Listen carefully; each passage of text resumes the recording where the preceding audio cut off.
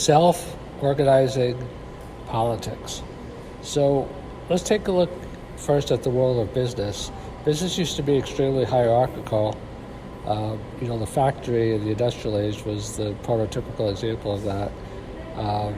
It's command structure, command and control, organizational structure.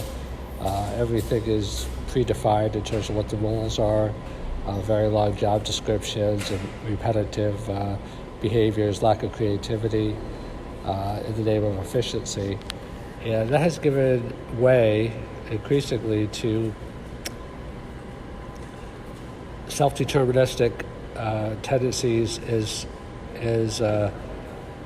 organizations have become more complex. As organizations became global, they needed to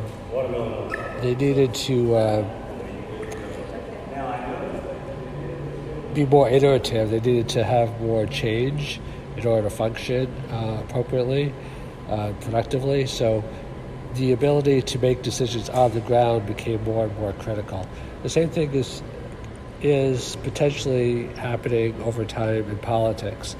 I say potentially over time because it's not well recognized, so it hasn't been well implemented, but most political movements have had a decentralized element, if not organizing principle, such that there's a swarm mentality. If you study complex systems and swarm intelligence, then it'll give you greater insight into that, but it's kind of intuitive as well. So for political self-organization, you have to be effective, there has to be some modicum of guidance or parameters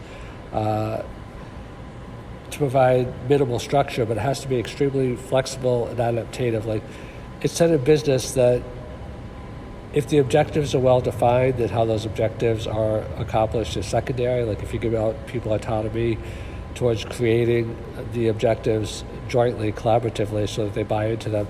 The same is true in politics. People have to have buy-in and collaboration, and there has to be some degree of autonomy about how people are going to accomplish the goals that have been set.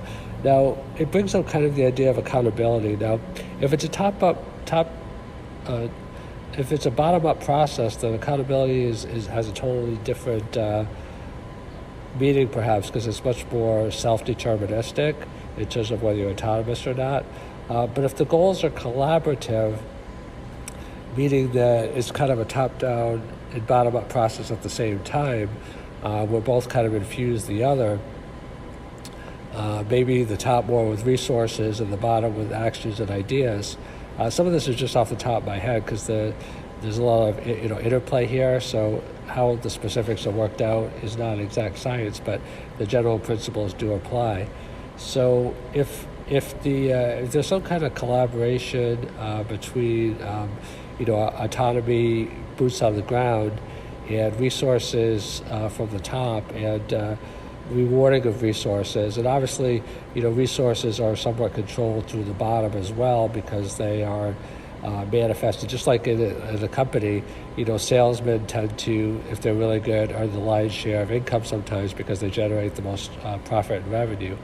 So some of the key elements of political self-organization have to do with decentralization, of autonomy, effort, and increasingly rewards.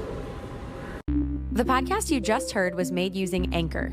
Ever thought about making your own podcast? Anchor makes it really easy for anyone to get started. It's a one-stop shop for recording, hosting, and distributing podcasts. Best of all, it's 100% free. Sign up now at anchor.fm/new. That's anchor.fm/new to get started.